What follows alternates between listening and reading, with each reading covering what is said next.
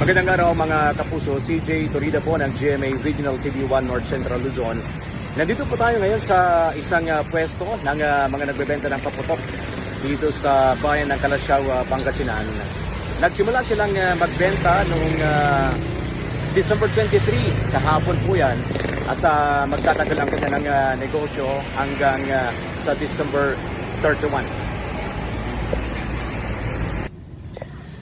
Nakausap natin ang ilang negosyante ng paputok kanina na nakahilera sa itinalagang firecracker zone ng bayan at ayon sa kanila, tumaas ang presyo ng kwitis ngayong taon kumpara sa presyo nito noong nakaraang taon. Ang dating 10 pesos na kada piraso ng kwitis, mabibili na sa 15 pesos ngayon. Tumaas din daw ang presyo ng sawa na 1,000 rounds mula sa 1,000 pesos noong 2024, mabibili na sa 1,500 pesos ngayon.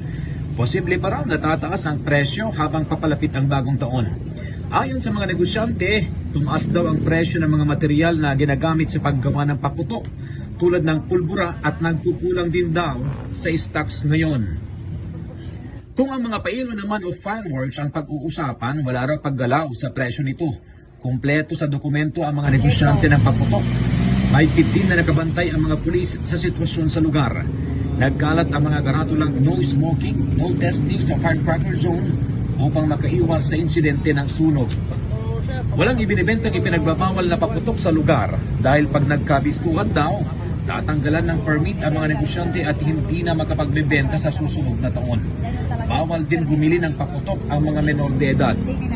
Bukod sa PNP, may din na nakamonitor ang BFP sa firecracker zone. Yan muna ang pinag-uring sitwasyon dito sa firecracker zone sa bayan ng Calasiao, Pangasinan. Ako po si CJ Torida ng GMA Regional TV at GMA Integrated News.